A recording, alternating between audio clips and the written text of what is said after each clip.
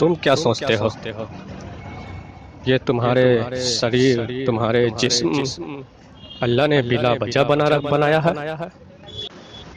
तुम्हें क्या लगता है ये खुद ब खुद काम करते हैं तुम्हारे शरीर? नहीं, ऐसा नहीं है। तुम्हारे शरीर, तुम्हारे जिस्म में जो ऑर्गन्स हैं उन सब के साथ अल्लाह ने समावी अरवाह लगा रखी है। अल्लाह ने अपनी मखलूकें तुम्हारे जिस्म के साथ चिमटा रखी है, लगा रखी है। उसी की वजह से तुम बोल पाते हो, उसी मखलूक की वजह से तुम देख पाते हो, उसी अरवाह की वजह से तुम सोच पाते हो, दिमाग चला पाते हो, तुम्हारे हाथ पांव काम करते हैं। अगर वो मखलूकों में से कोई एक मखलूक भी तुम्हारे अंदर की खत्म हो जाए तो फिर तुम जवान रहते हुए भी बोल नहीं पाओगे। डॉक्टर भी सोच में पड़ जाएंगे कि इसकी जबानें ठीक हैं, लेकिन ये बोलता क्यों नहीं है।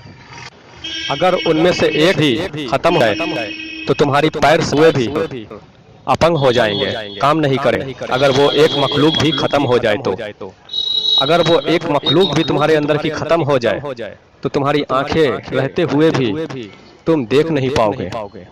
डॉक्टर भी नहीं समझ पाएंगे, पता नहीं लगा पाएंगे कि इसकी आंखें ठीक है, सारे चीज ठीक है, सारे ऑर्गन्स ठीक हैं, लेकिन ये देख क्यों नहीं पाता, नहीं पता लगा पाएंगे। तो ये जान लो कि उसके पीछे, जिसकी वजह से तुम देख पाते हो, उसके पीछे अल्लाह ने अपनी मखलूकें लगा रखी है। अब तुम इसको कहानी हिस्से की बात समझोगे, अपनी तरफ से गढ़ी हुई बातें समझोगे, तो थोड़ा मेरे भाई अकल लगाओ। तुम उस रब्बे कायनात को मानते हो ना, उस जल्ले जलालहू को, उस शान वाले मालिक को मानते हो ना, उसके आगे सजदा करते हो ना। तो जरा सोचो कि जब उसने ये आसमान बनाए तो बिला वजह तो नहीं बनाए। बारिश बरसाता है वो, तो बारिश क्या खुद ब खुद बरसते हैं? बारिश बरसने के पीछे भी अल्लाह की मखलूकें लगी है, जो वो बारिश उनकी मर्जी से बरसती है, अल्लाह की मर्जी से बरसती है। अल्लाह ने मखलूकें लगा रखी है। हवाएं जो तुम खाते हो, जो तुम सांसें लेते हो, हवा तुम खाते हो, तो क्या ये हवा जो चलती है तो इस हवा के पीछे बिला वजह अपने आप चलती है? इसके पीछे भी अल्लाह ने मखलूकें लगा रखी है। इस धरती पे जिस पे तुम रह रहे हो, ये धरती जो इतनी समतल है, जो हिलती डोलती नहीं, जिस पे तुम बसेरा कर रहे हो, क्या ये धरती बगैर मखलूक के है? ये धरती को भी अल्लाह की मखलूकों ने संभाल रखा है, अल्लाह के फरिश्तों ने संभाल रखा है।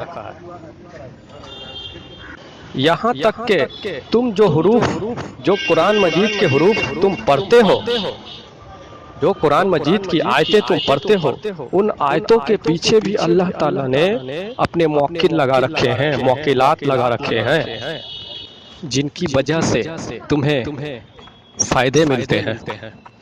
जिन हुरूफ को पढ़ने से, टकरार करने से तुम्हें उसके फजीलत मिलते हैं। समझ गए?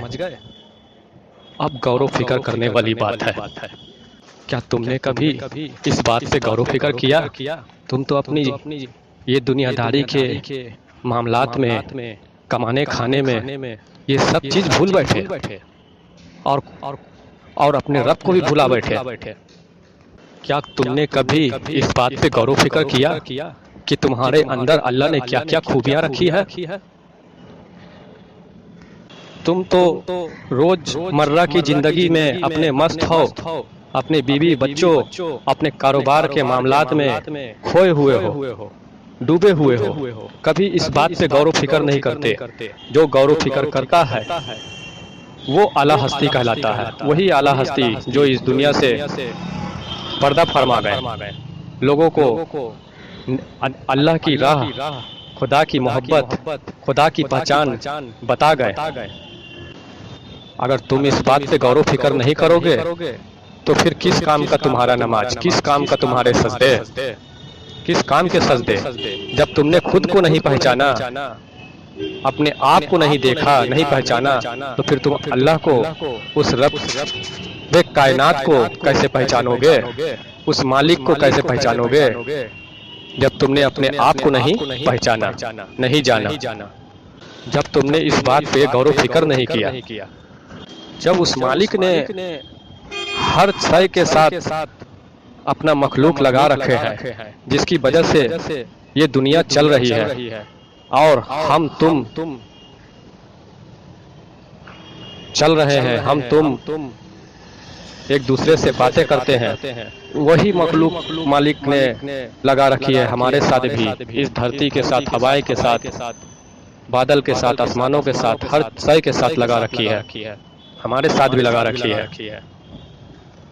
तो वही काम तो हम तुम भी करते हैं, उसी का कॉपी करते हैं।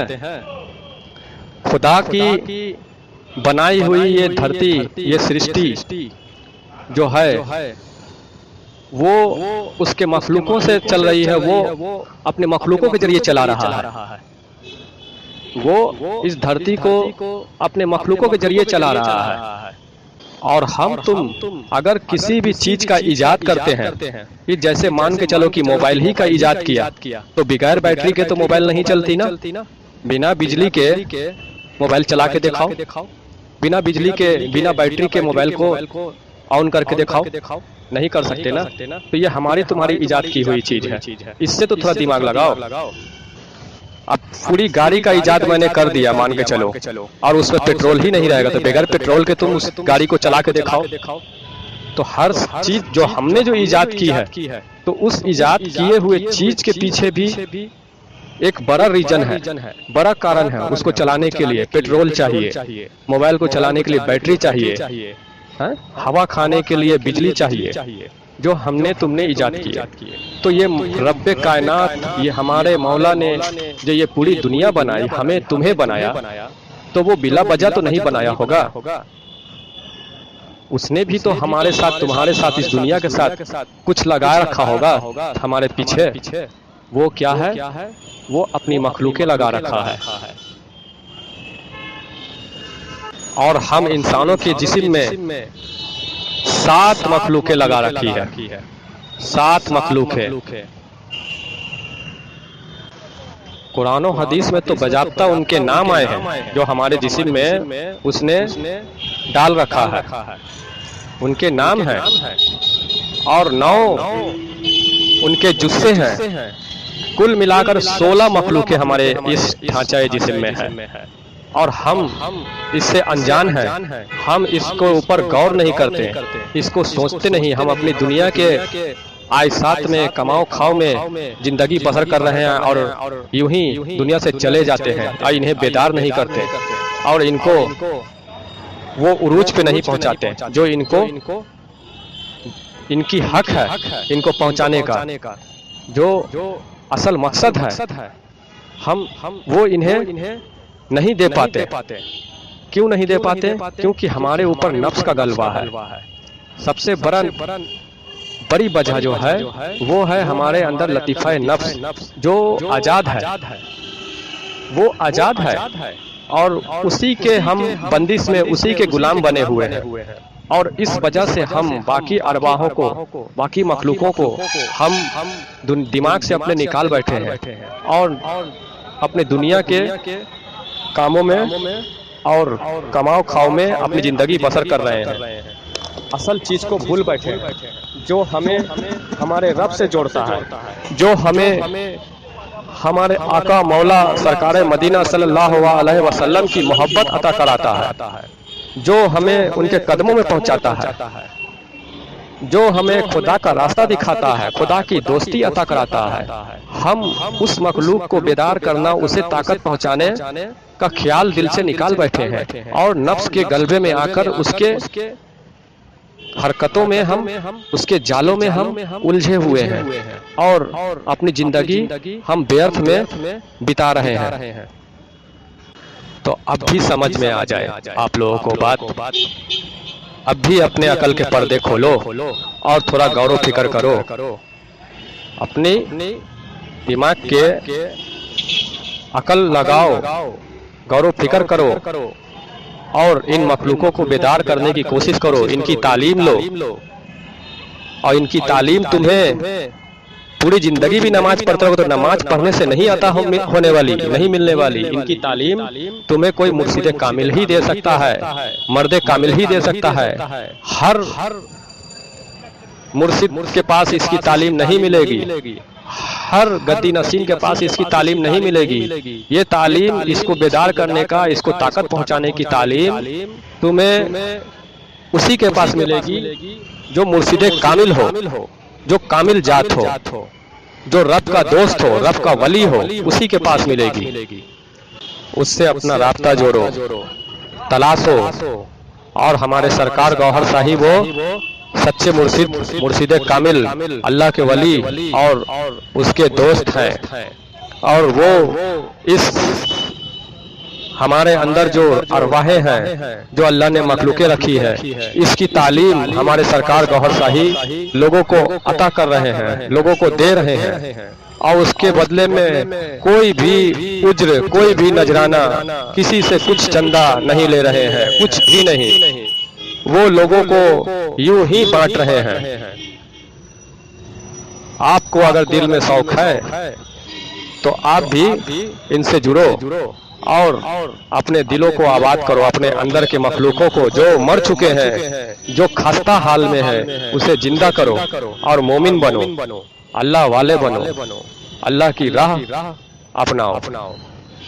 इनसे जुड़ोगे तो ये सारे रास्ते तुमको खुद ब खुद खुल जाएंगे और यही रास्ता रब तक ले जाता है।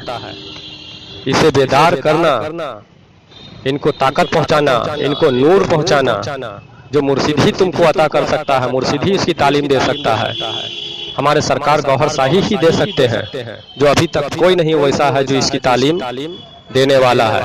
शरीयत वाले तो जिक्र और तालीम की बात करते हैं, लेकिन उनसे भी तुम ले आओ किसी को भी जो शरीयत वाले मुर्शिद पकड़े हुए हैं। उस मुर्शिद ने अब तक कितने लोगों को रब से जोड़ दिया और उनके अंदर की अरवाह को बेदार कर दिया, रब की दोस्ती करा दी। नहीं करा सकते हैं वो रब की दोस्ती, अंदर की अरवाह को बेदार करने का हुनर मर्दे कामिल के पास होता है, मर्दे कलंदर के पास होता है, अल्लाह के दोस्त उसके वली के पास ही होता है। जो हमारे सरकार गौहर शाही में ये सारी खूबियां हैं, वो लोगों को इसकी इजाजत दे रहे हैं और लोगों को अल्लाह से जोड़ रहे हैं, उसकी दोस्ती अता करा रहे हैं और अहले बैत से जोड़ रहे हैं, अहले बैत में शामिल कर रहे हैं और अहले बैत की मोहब्बत हम लोगों को मिल रही है, उन लोगों से जोड़ रहे हैं, सरकार की दीदार तक पहुंचा रहे हैं, सरकार के कदमों तक पहुंचा दे रहे हैं। और क्या चाहिए, अल्लाह की दोस्ती अता करा रहे हैं। यही तो है दुनिया में आने का मकसद। अगर ये चीज हम लोगों को नहीं मिली तो हमारा आने का मकसद तो व्यर्थ है। हमको अल्लाह ने सिर्फ कमाने खाने के लिए, यूं ही जिंदगी आवारागर्दी करने के लिए और बेहयाईपन, हंसी मजाक, खुले आम आवारागर्दी करने के लिए तो नहीं हमको अल्लाह ने जिंदगी दी है, हमें नहीं भेजा है उसके लिए। अगर हम इसी में मुब्तला रहेंगे, इसी काम में, तो हम में और आवारे कुत्तों में और जानवरों में क्या फर्क रह जाएगा? नाम के इंसान रह जाएंगे। इंसान को अल्लाह ने बनाया है कुछ खास मकसदों के लिए, खास मकसदों के लिए बनाया है, तो वो मकसद इंसान ना पहचाने और इस तरह से आवारागर्दी करते हुए और कमा खा करके इसमें जिंदगी बिता करके इस दुनिया से चला जाए, तो आवारा फिरते जानवरों में और इन इंसानों में कोई फर्क नहीं रहेगा। अगर अपने आप को इंसान ना पहचाना तो जिस इंसान ने खुद को पहचाना उसने ही रब को पहचाना और जिसने रब को पहचाना उसने ही रब की दोस्ती पाई, उसकी कुर्ब हासिल की। और बंदों से रब ताला चाहता भी यही है, रब को पसंद भी यही है। अपने बंदों से रब ताला चाहता भी यही है, उसे पसंद भी यही है। तो अब क्या सोचना, अब भी वक्त है छोड़ दो बुराई का रास्ता और जो खुदा ताला जो रब चाहता है वो रास्ता इख्तियार कर लो। कल करे सो आज कर, आज करे सो अब। ये कल कल का चक्कर में मत रहो, मत पड़े रहो कि उम्र जब अभी तो नौजवानी का आलम है, यही सोच होता है ना सबके दिलो दिमाग में कि अभी उम्र नौजवानी का है, अभी हम ये सब क्या करें। 50 साल के होंगे, 40 साल के होंगे तो करेंगे। नमाज के लिए तो कम से कम नमाज भी नहीं पढ़ते, नमाज के लिए भी यही सोचते हैं सब कि अभी तो नमाज के लिए बहुत टाइम है। 40, 50, 30 का उम्र होगा तो नमाज अदा करना शुरू, नमाज पढ़ना शुरू करेंगे, यही सोचते हैं। लेकिन ये बात याद रखना, ऐसी नमाज तो तुम पूरी जवानी से लेकर बुढ़ापे तक पढ़ लो तो तुम्हारे किसी काम का नहीं। और ये रूहानियत का रास्ता इख्तियार करने के लिए तुम 40 के बाद तुमने अगर दिल में सोचा है तो ये बात याद रखना कि तुम्हारे अंदर जो और अरवाह है, अल्लाह ने जो लतीफ़ाएं रखे हैं, वो अरवाह 40 के बाद ऐसे भी खुद ब खुद मर जाती है। 40 के बाद खुद ब खुद वो समाप्त होने लगती है, खत्म होने लगती है। तो इन चक्करों में मत रहना कि 40 पार हो जाएगा तो फिर हम इस अरवाह पर रूहानियत का रास्ता इख्तियार करेंगे। फिर तुम्हारे हाथ में वक्त नहीं रहेगा, फिर बहुत मुश्किल आ जाएंगे उसे बेदार करने में, खुदा का रास्ता चुनने में, उसकी दोस्ती हासिल करने में नाकामयाब रहोगे। क्योंकि रूहानियत में वक्त रहते ही अपनी इन अरबाह पे मुतवज्जा हो जाना बेहद जरूरी है। इन अरबाह को बेदार करना, इनकी तालीम लेना बेहद जरूरी है। और अगर 40 के बाद का ख्याल दिल में आ रहा है कि 40 के बाद बुढ़ापे में करेंगे तो 40 के बाद खुद ब खुद वो अरवाह खत्म होने लगती है। फिर इंसान जिंदा रह के भी मुर्दे के मानिंद है, वो मुर्दे के मानिंद है। जिंदा रह करके भी वो मुर्दे के मानिंद है, जानवरों के मानिंद है। फिर उसका कुछ नहीं हो सकता। ये बात याद रखना।